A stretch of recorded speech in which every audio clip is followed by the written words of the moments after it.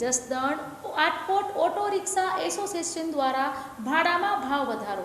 પહેલાં 10 રૂપિયા હતા, હવે 20 રૂપિયા ચૂકવવા પડશે. આટકોટ જસદણ રોડ પર દોડતી ઓટો રિક્ષા એસોસિએશન દ્વારા ભાડા વધારો કર્યો.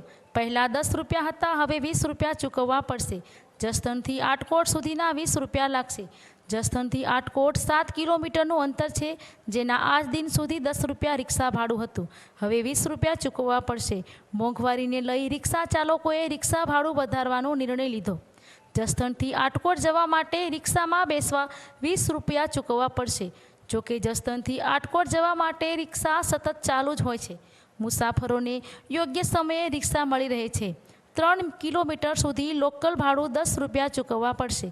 રિક્ષા એસોસિએશન દ્વારા ભાડા વધારવાનો આ નિર્ણય બપોરથી અમલમાં આવ્યો છે.